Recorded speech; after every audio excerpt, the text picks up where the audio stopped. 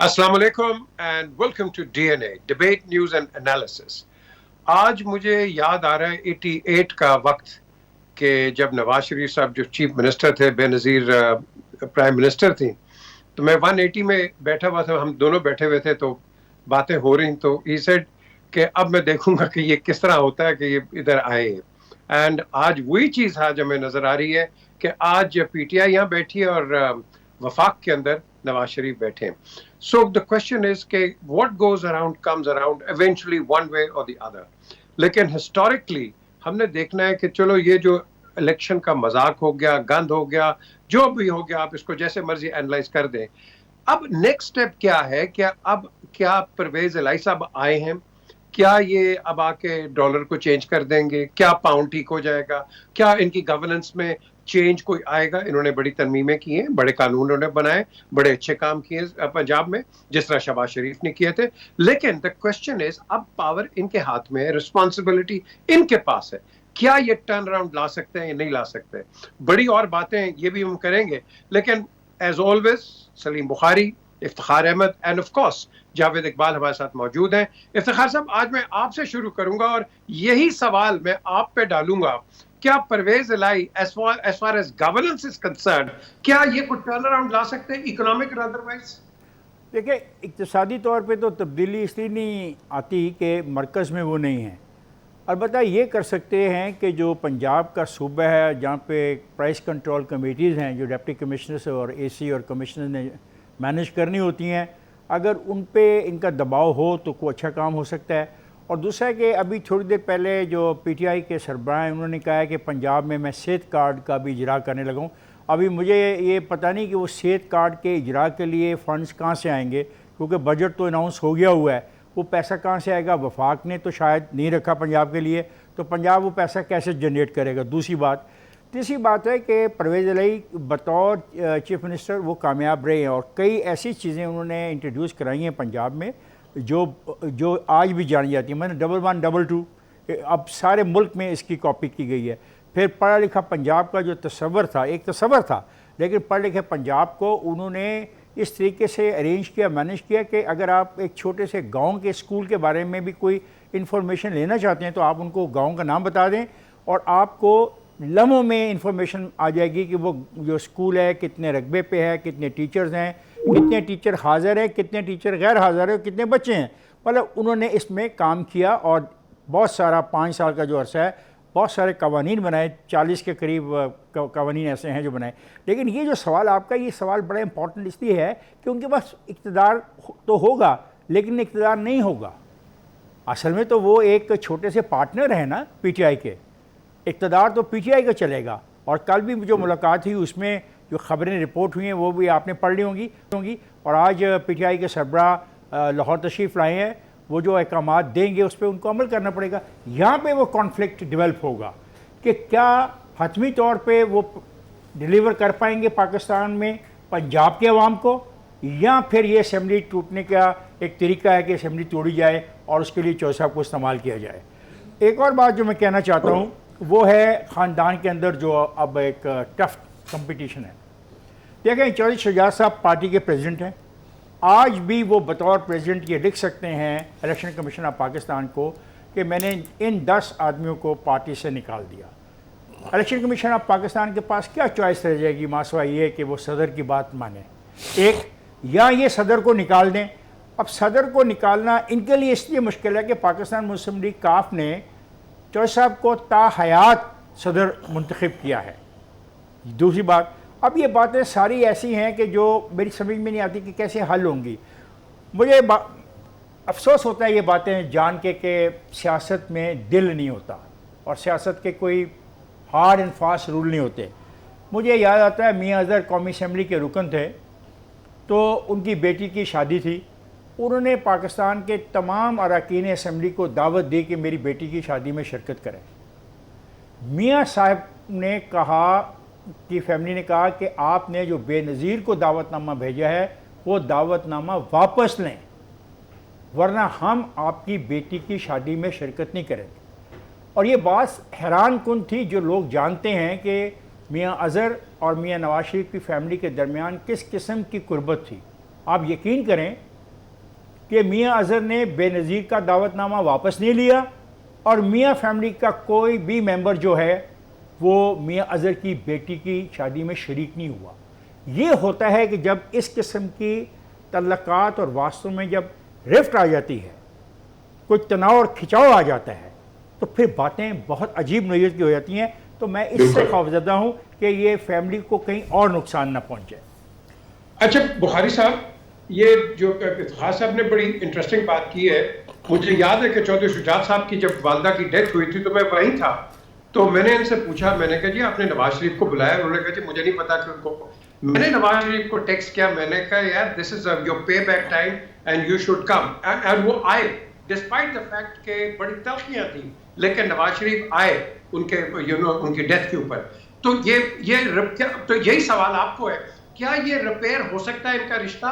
और दूसरा सवाल ये इसका भी प्लीज बताइए कि क्या नवाज शरीफ अब ये गवर्नमेंट से बाहर आ सकते हैं, इंस्ट्रक्शंस दे सकते हैं, क्योंकि वो कहते हैं मैं तो पहले ही नहीं इंटरेस्टेड।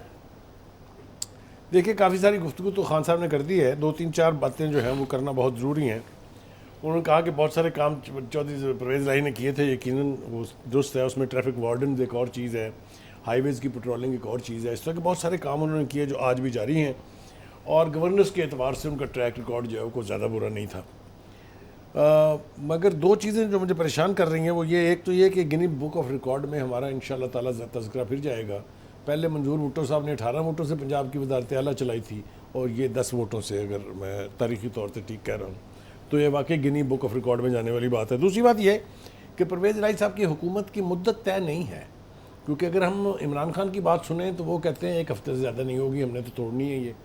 परवेज़ इलाही साहब की सुने तो वो कहते हैं 5 सेकंड मेरी मुद्दत है सिर्फ। अगर इमरान खान साहब ने मुझे कह दिया तो मैं 5 सेकंड नहीं सोचूंगा और हुकूमत तोड़ दूंगा। तो ये मुद्दत को एतबार से अगर आप देखें तो ये गवर्नेंस वाली बातें और कोई अच्छे इकदाम वो करेंगे, ये बेमानी सी बातें दिखाई देती हैं। लेकिन बुखारी साहब, इसके अंदर चीफ इलेक्शन कमीशन का भी तो मसला है ना। आ रहा हूँ मैं जनाब, आ रहा हूँ, उस तरफ आ रहा हूँ मैं। थोड़ा सा फैमिली की तरफ चलूँ ना, जो बात हमने की है। देखिए, जिन जो फैमिलियों की रवायात इतनी लंबी और इतनी पुरानी होती हैं, वो जब टूटती हैं तो फिर उनके अंदर रिपेयर की गुंजाइश बहुत कम होती है। आप इंटरनेशनल चेन्स देख लें, आपके सामने जो बड़े बड़े नाम हैं, जब वो चेन ख़ानदान में स्प्लिट आता है तो ना वो चेन्स रहती हैं ना वो ख़ानदान रहते हैं, और उनकी दास्तां तक भी नहीं होती दास्तानों में। ये चूँकि ब्रेक जो है इसमें दोनों चौधरियों का, बड़ों का शायद हाथ कम है, लेकिन जो उनकी अगली नस्ल है, नेक्स्ट जनरेशन, उनका कंट्रीब्यूशन जो है वो ज़्यादा है। दुआ हर उनका हमदर्द और दोस्त जो उनको जानता है, जिनसे चौधरी साहब के ताल्लुकात है, वो यही करेगा कि ये स्प्लिट रहना नहीं चाहिए। लेकिन मैं देख रहा हूँ कि हर गुजरते लम्हे के साथ उस फासले में और ज़्यादा बढ़ावा आ रहा है, कम होता दिखाई नहीं देता है। और दूसरी बात ये अर्ज़ करनी है कि अगर परवेज़ चौधरी शुजात साहब वाक़यातन ये ख़त लिख दें और इलेक्शन कमीशन से कहें कि इनको आप डिसीट कर दें क्योंकि उन्होंने मेरे हुक्म की तामील नहीं की है, और साथ ही स्पीकर को एक ख़त लिख दें कि ये वोट आप काउंट ना कीजिएगा बर वक्त, जो कल स्पीकर का इलेक्शन होने वाला है। लेकिन इससे भी ज़्यादा खौफनाक बात यह है कि सेंसिटिविटीज़ बहुत अजीबो गरीब हैं। इस वक्त अगर आप किसी सेन आदमी से पूछें कि इस वक्त तहरीक इंसाफ जो है उसका नेशनल असम्बली में लीडर ऑफ द अपोजिशन कौन है, जो पार्लियामेंट्री पार्टी का हेड है, उसका नाम है Raja Riaz. Is that right? And if so, if he write से letter to the election commission के जो प्रेसिडेंट साहब हैं इनको आप डी सीट कर दें, इसने मेरा कहना नहीं माना, तो क्या हो जाएंगे डी सीट? वो वेरी इंटरेस्टिंग क्वेश्चन सवाल, it's very question, I mean it's not a irrelevant question, it is very interesting question. ठीक है, तो मतलब कहने का ये है कि कुछ ऐसे प्रेसिडेंट्स हमने तख्लीक कर दिए हैं, और अल्लाह कायम और दायम रखे हमारी सुप्रीम कोर्ट को, उन्होंने तो कमाल ही कर दी, उन्होंने तो तारीख रीराइट कर दी है। और उसका एक नतीजा हमने आज देख लिया है, जो जजेस की अपॉइंटमेंट के हवाले से हुई है चीफ जस्टिस साहब के साथ, मेरे ख्याल से उनको कुछ ना कुछ सोच विचार ज़रूर करना चाहिए कि ये मेरे साथ हुआ क्या है। 5-4 से जो उनके नामजद जजेस रिजेक्ट हुए हैं, और ये हाल था उनका कि वो परेशानी में हाल से उठ के चले गए इजलास से, और इजलास ख़त्म कर दिया गया। ये होता है जब आप तारीख़ का रुख मोड़ने की कोशिश करते हैं, तो फिर इस तरह के सदमे बर्दाश्त करने के लिए भी हमें तैयार रहना चाहिए। अच्छा जी जावेद, ये जो बुखारी साहब ने बात की है, अगर ये सिचुएशन जाती है तो उनके पास तो जो पार्टी में पार्लियामेंट्री पार्टी जो इनके मेंबर्स हैं वो तो कहते हैं भाई हमारे साथ तो कंसल्टेशन को हुई नहीं थी चौधरी साहब के साथ, तो ये किस तरह एक lastminute.com एक सरप्राइज आया। खैर ये भी एक लंबी बहस है, लेकिन इसका जो आफ्टर इफेक्ट है कि जरदारी साहब उनको कोविड हो गया दुबई में। नहीं, जरदारी साहब लाहौर में है, पाकिस्तान में है।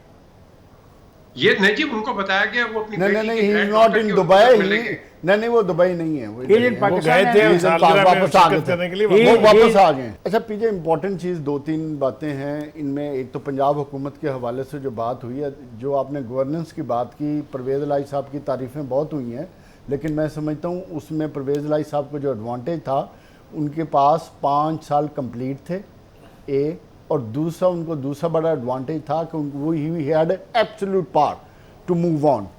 अब इनके पास ना एब्सोल्यूट पावर है और ना टाइम की गारंटी है, total support थी जनरल मुशर्रफ की और थी। तीसरी बात इंपॉर्टेंट चीज़ है, हमेशा आप किसी भी डिपार्टमेंट या प्रोविंस या मुल्क में आप बेहतरी तब ला सकते हैं जब आप शॉर्ट टर्म, मिड टर्म और लॉन्ग टर्म प्लानिंग और पॉलिसीज बनाते हैं। इधर तो आपको शॉर्ट टर्म का नहीं पता, तो आप क्या गवर्नेंस करेंगे और क्या बेहतरी आएगी, तो इसलिए ये क्वेश्चन ही अजीब सा है। तो मैं नहीं समझता कि परवेज़ इलाही कुछ डिलीवर कर सकेंगे। और वैसे भी जो इस वक्त मुल्क की मईशत के हालात हैं, उसमें प्राइम मिनिस्टर साहब के पल्ले कुछ नहीं रहा, तो चीफ मिनिस्टर तो बिल्कुल ही फारग है। इसलिए आप ये उम्मीद मत रखें कि अवाम की किसी भी पार्टी के आने से कोई बेहतरी आ सकती है। जहाँ तक आपने बात की थी कि आसिफ जरदारी साहब के जाने के बाद अब क्या होगा, देखें पीडीएम आज भी इसी नुक्ते पे डिस्कशन कर रही है जो मियां नवाज शरीफ साहब ने कल एक स्टेटमेंट दी थी लंदन में, और वो ये थी कि जनाब कि मैं चाहता हूँ कि इलेक्शन हों। अब देखें उसमें बहुत सी इट्स एंड बट्स हैं। मियां नवाज शरीफ चाहते हैं, उनकी पॉलिटिकल पार्टी चाहती है, लेकिन पॉलिटिकल पार्टी भी डिवाइडेड है। उस पार्टी में भी कुछ लोग चाहते हैं कि जो महंगाई का तूफान आ चुका है, इस तूफान के तहत अगर हम इलेक्शन में जाते हैं तो हम फारग हैं, तो वी नीड ए टाइम। तो उसमें जो डिस्कशन वाली बात आई कि मियां नवाज शरीफ को भी वापस आना चाहिए, और मैं समझता हूँ कि पीडीएम ने भी बिहाइंड दी सीन मियां नवाज शरीफ को कम्युनिकेट किया है कि जी कि आप तशरीफ लाएं, लीड करें तो सिचुएशन बेहतर हो सकती है। दो, और तीसरी इंपॉर्टेंट चीज़ ये है कि जो इस वक्त इनका जो बयानिए वाला मामला है, अग्रेसिव पोस्टर वाला मामला है, वो इनके पास अभी है नहीं। मियां शहबाज शरीफ साहब को आप समझते हैं कि वो जिस तरह की पॉलिटिक्स करते हैं, वो तो मुसालत की पॉलिटिक्स करते हैं, उनके पास तो अग्रेसिव नहीं है। कल उनकी स्पीच में भी आपने देख लिया, और मरियम नवाज शरीफ साहबा का अग्रेशन आपने देख लिया कि उन्होंने जलसे जुलूस किए, उसका रिजल्ट यह आया कि पंजाब में 15 सीटें हार गए। तो अब उनके पास एक ही ऑप्शन बचता है कि कोई ऐसा प्लेयर आए जो विकेट से बाहर आके छक्के चौके मारे, और वो मियां नवाज शरीफ की तरफ देख रहे हैं कि अगर वो आते हैं तो उनकी रुकावट में अदालतें हैं, उनके केसेस हैं।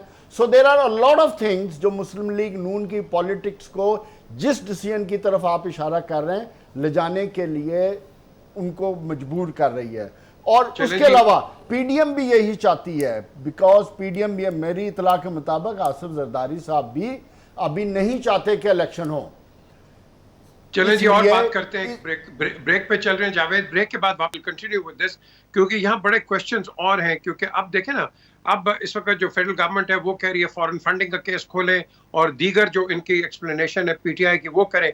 The question here is again governance के ऊपर, जिसका जवाब आप प्लीज दीजिए सारे, कि देखो जो हो गया, अवाम का क्या बनेगा। 250 पे आपका डॉलर चला गया, लिटरली आपका 272 रुपए पे आपका पाउंड चला गया। आपकी एक्सपोर्ट्स में आपको क्या मिलेगा? आपकी इंपोर्ट्स वैसे बंद है, तो अब आप मुझे बताएं कि आप तजारत कैसे करेंगे, कौन इकोनॉमिक यू टर्न करेगा? इसका जवाब प्लीज दीजिए इस ब्रेक के बाद।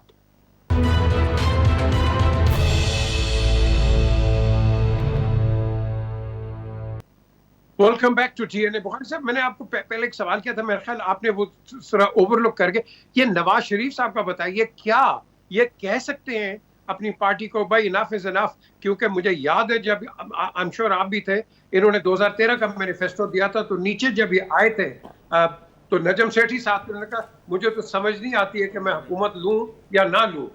तो अब वही सिचुएशन है कि down in the doldrums, is it worth it? जी, बहुत अहम सवाल है आपका। देखिए, गुजारिश ये है कि वो जो सॉफ्ट इंटरवेंशन की बात हुई थी वो लोगों ने सुन के वहीं छोड़ दी। वो ऐसा नहीं है, वो बात बहुत सीरियसली बैकडोर के ऊपर चल रही है, जिसका एक रिफ्लेक्शन में आया था जो प्रेसिडेंट आरिफ अलवी ने कहा था कि मैं तैयार हूँ होस्ट करने के लिए इस किस्म की बात को। बात ये हो रही है कि अगर इलेक्शन में जाना है तो सारी पार्टियों की पार्टिसिपेशन को कैसे यकीनी बनाया जाए। तो जो PMLN की तरफ से जो मैसेज दिया गया है वो ये कि अगर आप चाहते हैं कि लेवल प्लेइंग फील्ड हो सबके लिए तो सारे केसेस वापस लें नवाज शरीफ के और मरियम के ख़िलाफ़, और उनकी जो सज़ाएँ हैं उनको या आप माफ़ करें या उनकी अपीलें मंजूर करें, फिर इनको छोड़े फ्री जरदारी साहब को, मियाँ नवाज शरीफ को और इमरान खान साहब को। फिर आएगा इलेक्शन खेलने का भी मज़ा, और फिर आप देखिएगा कि रिज़ल्ट क्या होते हैं। अगर आपने इसी तरह से एक के गले में पटा डाल के उसका गला को जो है वो घोंटना है और फिर इलेक्शन करवाने हैं तो उसका ना नतीजा ठीक निकलेगा और ना ही वो इलेक्शन का रिज़ल्ट लास्टिंग होगा। तो मेरे ख्याल से इसके ऊपर काम हो रहा है। मुझे बहुत कभी उम्मीद है कि ये बात एक्सेप्ट कर ली जाएगी, इसलिए कि उन केसेस के अंदर जान तो जितनी है वो सारा कुछ लोग जानते हैं। जिस चीज़ पे उन्हें सज़ा दी गई थी वो भी पार्डनेबल है, वो भी कोई ऐसा खौफनाक काम नहीं है, ना वो कोई क्रिमिनल एक्ट है। असल बात यह है कि इलेक्शन में ये हुकूमत उसी वक्त राज़ी होगी अगर नवाज शरीफ के लिए लेवल प्लेइंग फील्ड होगी। मौलाना फजल रहमान और आसिफ जरदारी साहब इसके ऊपर अपनी राय ज़नी कर चुके हैं, ये कह चुके हैं कि हाँ लेवल प्लेइंग फील्ड होनी चाहिए। उसके बाद ही एक जो फ्यूचर सिनारियो है वो ये है कि पाकिस्तान पीपल्स पार्टी और पाकिस्तान मुस्लिम लीग नवाज जो है वो मिल के कहीं कहीं जहाँ जहाँ एक दूसरे की को एडवांटेज है वहाँ सीट एडजस्टमेंट करके इमरान खान की पार्टी के ख़िलाफ़ इलेक्शन लड़े। ये होने जा रहा है तो इलेक्शन होंगे, वरना यही हुकूमत 14 महीने पूरे करेगी और अपनी मर्ज़ी का आर्मी चीफ मुकर्रर करके जाएगी। ये वो स्टेक्स हैं जिसकी वजह से मुझे लगता है कि वो मान जाएंगे कि नवाज शरीफ को वापस आने दिया जाए। एक तो ये आपका जवाब हो गया। दूसरी बात ये है कि देखिए हुकूमत के ऊपर जो प्रेशर है नवाज शरीफ का, क्योंकि पाकिस्तान मुस्लिम लीग नवाज जो है वो मेजर कंपोनेंट है इस इत्तेहाद का, इसलिए ये मैंने ना आज तक कभी माना है ना मानूंगा कि नवाज शरीफ साहब अगर कुछ कहें तो उसके ऊपर किसी में जुर्रत है कान मारने की, कहे मैं नहीं करता। ये ना कभी हुआ है ना कभी इसका इजहार किसी ने किया है। अगर वो कहेंगे हुकूमत छोड़ दो तो छोड़नी पड़ेगी शहबाज शरीफ साहब को, इसमें कोई इबहाम नहीं है। लेकिन ये हम सुन रहे हैं ये बातें कि उनकी तरफ से ये कहा जा रहा है कि ये चूँकि हमारे गले पड़ रहा है सब कुछ हुकूमत करना और प्रेशर के ऊपर प्रेशर बिल्डअप हो रहा है, लिहाजा हमें अर्ली इलेक्शन के बारे में सोचना चाहिए। और ये बात भी हो रही है कि शायद इलेक्शन जनवरी में हो जाए, लेकिन होंगे वो PMLN की टर्म्स के ऊपर, ये मैं आपको बता रहा हूँ, वरना ये हुकूमत 14 महीने लटकी रहेगी चाहे जो भी नतीजा निकले इसका। इफ्तिखार साहब, सारी बात होती है वो जीत जाए, वो उधर आ जाए, ये हो जाए, फलाना हो जाए। मैं तो आपको एक बेसिक सवाल करूंगा गवर्नेंस का। आपको तकलीफ होती है जब बारिश नहीं होती है, तो तकलीफ होती है, बारिश होती है तो बारिश को संभाल नहीं सकते। कराची का हाल देखें, आप बलूचिस्तान का हाल देखें और इधर पंजाब का भी देख लें। हम कर क्या रहे हैं? हम गवर्नेंस में तो बात ही कोई नहीं है जी, मुझे बताएं ना इस पे। सर हम बात तो कर रहे हैं कि मैं चोरों के साथ नहीं बैठूंगा। आज भी बात हुई है, यानी कि उनके नज़दीक ये जो बातें हम कर रहे हैं कि पानी से लोग तबाह हो रहे हैं, बेरोज़गारी से लोग तबाह हो रहे हैं, भूख से लोग तबाह हो रहे हैं, आफतें आ रही हैं, लोग तबाह हो रहे हैं लोगों के पास। यानी कि आप यकीन करें कि मेरा जो इस दफ़ा बिजली का बिल आया, मैं सोच रहा हूँ कि ये अगर इसी तरीके से बिजली के बिल आते रहे तो फिर लोग मुझे रास्ते में पकड़ के मारेंगे और मेरी जेब में जितने पैसे होंगे लेके छीन के भाग जाएंगे, क्योंकि उन्होंने अपना बिजली का बिल देना होगा। उनके पास बिजली के बिल देने के लिए और रास्ता कोई नहीं रहेगा, क्योंकि तनख्वाहें तो बढ़ नहीं, कारोबार चल नहीं रहा, इक़्तिसादी सूरत-ए-हाल बेहतर नहीं हो रही। तो फिर क्या होगा? यही होगा ना कि वो मुझे जैसे लोगों को और आप जैसे लोगों को पकड़ने, जब आप आएंगे इतनी बड़ी गाड़ी सफ़ेद में बैठ के जा रहे हैं तो आपको कोई रोकेगा, आपसे पैसे छीन के भाग जाएगा, क्योंकि उसने बिजली का बिल देना है या बच्चे की फ़ीस देनी है या दवाई देनी है। तो फिर ये होने जा रहा है। कसम है कि ये सारे के सारे रहनुमा इसके बारे में कोई विजन भी रखते हों। बात नहीं करते तो विजन कहाँ से आएगा? और विजन ये कहते हैं बात में कि विजन भी नहीं है, कोई नहीं सोच रहा कि क्या करने का, कोई नहीं कह रहा मैं वो चोर है मैं बात नहीं करूंगा, वो चोर है मैं बात नहीं करूंगा, वो चोर है मैं बात नहीं करूंगा। क्या मांग रहा है? कह रहा है कि जी मुझे 2023 तक प्राइम मिनिस्टर रखो एंड आई एग्री कि Bilawal should continue as a अपना फॉरेन मिनिस्टर। हाँ, अगर हमारी अच्छी वर्किंग हो गई तो 2028 में मैं बिलावल को प्राइम मिनिस्टर बनाने की मदद कर सकता हूँ। ये गुफ्तगू उसने अपने जो इंटरनल है टीम उसके साथ बड़े कॉन्फिडेंस में की है। अब मुझे बताएं, जो आदमी ये सोच रहा हो वो आदमी कैसे आएगा ये जो बातें आप करते रहते हो मुल्क की मसाइल में टेबल के ऊपर, वो नहीं आएगा।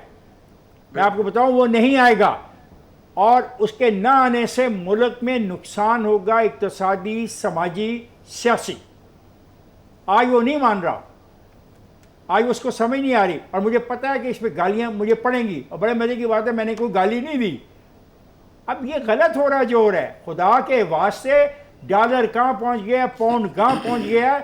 मुझे तो फिर कहना पड़ेगा, ये ना हो कि पेट्रोल ही खत्म हो जाए और आपकी गाड़ी खड़ी रह जाए। लेकिन मैंने आपको साफ बताया कि लोग मारेंगे हमें, अमीरों को लोग मारेंगे, अमीरों से लोग पैसे छीनेंगे, हमारे घरों के शीशे टूटेंगे, हमारे घरों के पर्दे छीन के ले जाएंगे, भला उनके काम के हों या ना हो। ये क्या करेंगे फिर, मुझे बताए ना।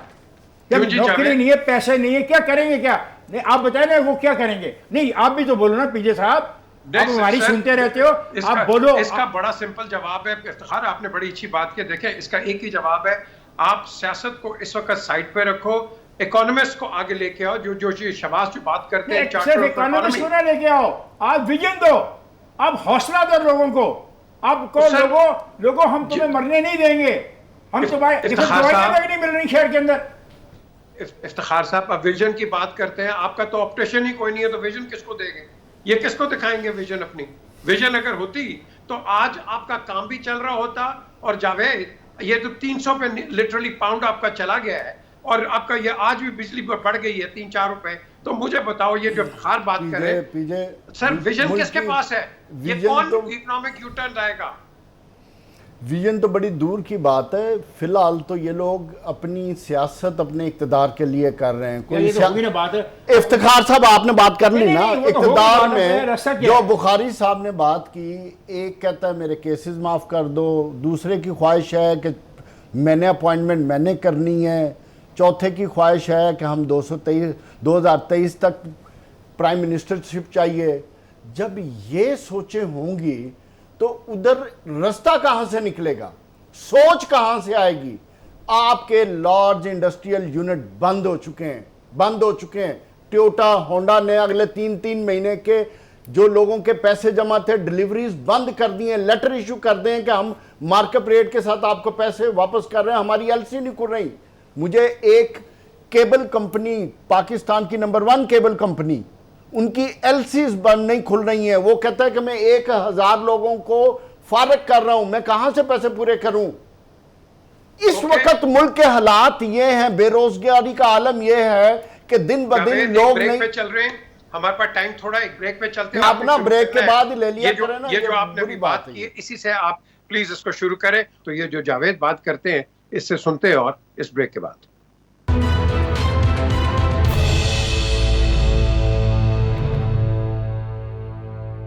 Welcome back to DNA. बड़ी बातें हैं जी। अभी ब्रेक से पहले जावेद ने एक इंडिकेटर दिया कि ये जा रहा है, वो रिव्यू कर रहे हैं, सब कर रहे हैं, नेशनल एसेट्स हम बेच रहे हैं। अब द क्वेश्चन है, हम नेशनल एसेट्स कब तक बेच के अपने आप को एक फ्लोटिंग सिचुएशन पे रखेंगे? क्योंकि ये एक आर्टिफिशियल फ्लोटिंग है। लेकिन द क्वेश्चन है, जो इफ्तिखार साहब और बुखारी साहब बार बार रो के कहते हैं, और भाई ये कैसे ठीक होगा जावेद साहब? पीजे, जहां 23 करोड़ की आबादी हो, जहां आपको हर साल 3 मिलियन रोजगार पैदा करने हों, और हमारे हुक्मरानों का हाल ये हो कि इसको सोचने की बजाय जो ऑलरेडी लोग रोजगार पे लगे हुए हैं उनके रोजगार को बंद कर दें, और जहां रिटेलर पाकिस्तान में, जिसको हम बार बार कहते रहे हैं कि टैक्स नेट में नहीं आएगा तो पाकिस्तान में रेवेन्यू जनरेट नहीं होगा, टैक्स देने को तैयार ना हो, तो फिर गरीब पे ही बोझ पड़ेगा ना, जो ऑलरेडी टैक्स नेट में है। जब गरीब आदमी अपनी ग्रोसरी लेने जाएगा, तो जब उसकी जेब में पैसे नहीं होंगे तो वो क्या करेगा? आज आप किसी स्टोर से कोई चीज ऑर्डर करते हैं, चीजें नहीं मिल रही, चीजों का शॉर्टफॉल आना शुरू हो गया, खाने पीने की चीजों का। क्यों? आपके पाकिस्तान की इकोनॉमी 60-70% इंपोर्ट पे चलती थी। आज आपको इंपोर्ट में चीजें क्लियर करने के लिए, कंटेनर क्लियर करने के लिए डॉलर नहीं है। आज अब इस इकोनॉमिक बदहाली पे चले गए। मुझे पता है कि हम जो डिफॉल्ट वाली सिचुएशन में नहीं जाएंगे, लेकिन जो हमने अपनी इकोनॉमी का हालात करके अपने गरीब अवाम को सड़कों पर ला रहे हैं, वो इस मुल्क की असल बदहाली होगी। ये उस वक्त से डर है, ये अपनी सियासत करें जितनी करनी है, लेकिन खुदा का वास्ता मुल्क की मईशत को स्टेक पे मत डालें, इंडस्ट्रीज को बंद मत करें, लोगों के रोजगार मत छीनें, तो टैक्स लोगों के घर चलने दें, टैक्स लें। लेकिन इन्होंने एक और नई स्ट्रेटजी बनाई है कि डॉलर अगर 250 पे जाएगा तो जो इन्होंने टैक्स टारगेट रेवेन्यू कलेक्ट किए हैं वो तो 185 या 190 के हिसाब से किए हुए थे। 250 पे जब रेवेन्यू कलेक्शन आएगी वो तो इंक्रीज शो करेगी और दुनिया को बताएंगे कि हमने बड़ा अच्छा टैक्स कलेक्ट कर लिया और इवेंचुअली इकोनॉमी आपकी नोज डाउन जा रही है। लेकिन सोचने की बात लास्ट पॉइंट बात यह है कि हमारे सियासतदानों को ये अपने अजलास और अपनी अना और ईगो को खत्म करें, बस कर जाए, मिल बैठे खुदा का वास्ता, या इनको के बैठाएं। अगर आपने मुल्क को आगे लेकर चलना है तब भी बचत होगी आपकी। बुखारी साहब, ये अभी आज तो कह दिया कि भाई 7 दिन के अंदर गवर्नर आ जाएगा, चलो अच्छी बात है स्टेट बैंक का, लेकिन ये मैं आपको बता दूं कि ओवरसीज पाकिस्तानीज ने पाकिस्तान में पैसा भेजना शुरू कर दिया है, क्योंकि उनको तो अब 295 पे अगर पाउंड मिलेगा, उनके पास तो बेकार पैसा भी है, वो पाकिस्तान भेज के डबल कमाएंगे। तो आपके पास फॉरेन एक्सचेंज आ जाएगा, डॉलर भी, पाउंड भी, येन भी, हर चीज आएगा। लेकिन क्वेश्चन इज ये हम कब तक इस तरह इसको चलाते रहेंगे? देखिए पीछे बात यह है कि हमारे यहाँ कुछ फैसले ऐसे हुए हैं जिसकी कीमत आने वाली नस्लों को अदा करनी पड़ेगी। ये बताइए मुझे कि स्टेट बैंक जो है इसको गिरवी किसने रखा है इसके पास, IMF के पास? आप उनसे पूछ नहीं सकते कि क्या हो रहा है, गवर्नर आपको जवाब दे नहीं है, अब गवर्नर देगा जवाब वर्ल्ड बैंक को और IMF को। यही वजह है कि हमें बिल्कुल ऐसे लगता है जैसे स्टेट बैंक का पाकिस्तान की ग्राउंड रियलिटी से कोई ताल्लुक ही नहीं है। एक आधा बयान जारी कर देते हैं, इससे ज़्यादा कुछ नहीं है। दूसरी तरफ हम देखते हैं तो हो ये रहा है कि इकॉनमी का हाल ये है, हम सिसक रहे हैं और फवाद चौधरी साहब कहते हैं हम आपको पंजाब में दाखिले पर पाबंदी लगा देंगे। जवाब में राना सनाउल्लाह कहते हैं कि मैं गवर्नर राज लगा दूंगा। खुदा के वास्ते रियलिटी कुछ है, रिएक्शंस कुछ हैं, ना आपके पास विजन है। जिस तरह इफ्तिखार साहब ने कहा बिल्कुल ठीक है, विजन होगा तो इम्प्लीमेंटेशन होगी, इम्प्लीमेंटेशन होगी तो नताइज निकलेंगे, नताइज निकलेंगे तो सूरत हाल बेहतर होगी। तो एक तो ये कसम पुरसी का हाल है और हम में से कोई शख्स नहीं बात कर रहा कि कीमतें बढ़ गई हैं, गरीब आदमी की ऐसी की तैसी हो गई है, कैसे रिलीफ देना है उन लोगों को जिनकी सैलरी इस काबिल नहीं कि वो महीने का बजट बना सकें। तो इन इश्यूज़ की बजाय हम बिल्कुल फ्रिवलस इश्यूज़ जो हैं उसके ऊपर फोकस किए हुए हैं। पंजाब में हुकूमत कितनी देर रहनी है, 5 सेकंड रहनी है, 5 महीने रहनी है, सेंट्रल गवर्नमेंट रहेगी या नहीं रहेगी, ये हमारे इश्यूज़ हैं। तो ये जो असल इश्यूज़ हैं उसको एड्रेस करने के लिए ना इनके पास वक्त है, ना इनकी प्रायोरिटी लिस्ट में कहीं ये है, और यही वजह है कि हम कसम पुरसी की हालत से दो चार हैं।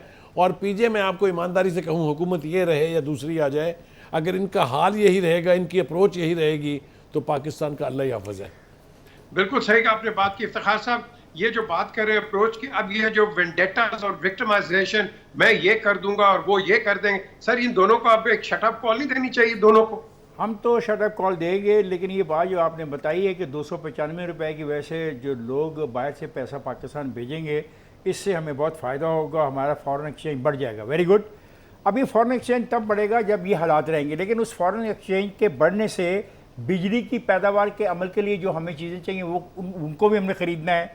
हमने गंदम भी ख़रीदनी है, हमने दालें भी ख़रीदनी है, हमने खुर्दी तेल भी ख़रीदना है, हमने पेट्रोल भी ख़रीदना है। ये जो आप मुझे हौसला दे रहे हैं फॉरेन एक्सचेंज इफ्तिखार साहब प्लीज, हमारे पास सिर्फ 3 मिनट है, तो इसको आप जरा ब्रेक के बाद इसी को आप प्लीज कंटिन्यू कर दीजिएगा, तो सिंक्रोनाइजेशन खराब होती है। एक ब्रेक दें जी, ब्रेक के बाद वापस आते हैं एंड वो इफ्तिखार साहब जो बात कर रहे हैं, we will concentrate on that. हमारे साथ रहिए।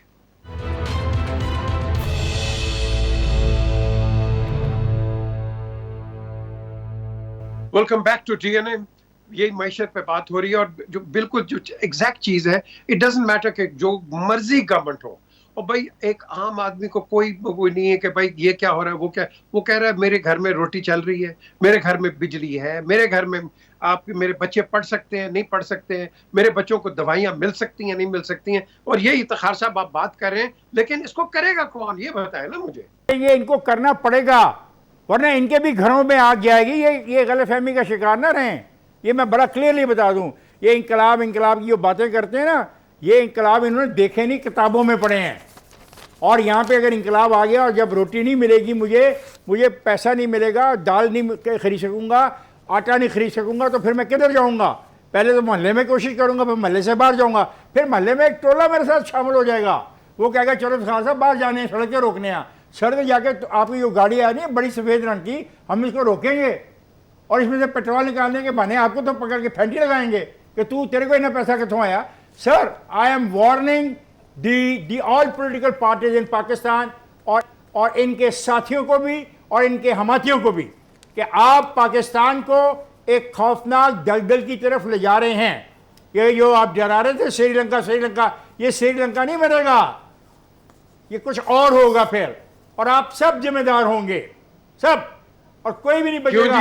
मैं भी नहीं बचूंगा, बुखारी भी नहीं बचेगा, ये जो मेरे साथ बैठा हुआ बहुत इनकलाबी बातें करता है ये भी नहीं बचेगा। बिल्कुल इफ्तिखार साहब ठीक बात कर रहे हैं। क्यों कि अगर आप सिर्फ पिछले 6-7 महीने की देख लें, उसमें स्टार्ट तो इमरान खान कर गए थे ना, ओवर हीट इकोनॉमी करके आपके डॉलर तो जाया करके चले गए थे, आपके इकोनॉमिक कोलैप्स तो उसी वक्त हो गया था जिस दिन नो कॉन्फिडेंस मूव हुआ था। उसके बाद इन्होंने 1.5 महीना लेके $3 अरब इन्होंने फूंक दिए कंफ्यूजन में कि हम करेंगे नहीं करेंगे, हुकूमत चलनी चाहिए नहीं चलनी चाहिए। इन सब ने मिलके पूरे पाकिस्तान की आवाम की तबाही की है। ये फाइनल वर्ड ये है कि मैं वाकई इन हालात से बहुत खौफजदा हूँ।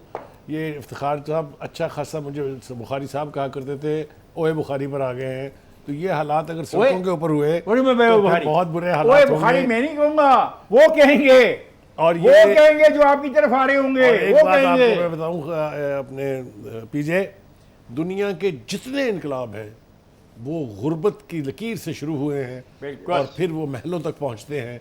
आप कहें तो मैं आपको मिसालें दे देता हूं, हमारे इर्द गिर्द ईरान की एग्जाम्पल आप ले लें। शहनशाह ईरान इस दुनिया का अमीर तरीन और स्ट्रॉन्ग तरीन आदमी था, लेकिन कागज़ के तिनके की तरह से वो बह गया।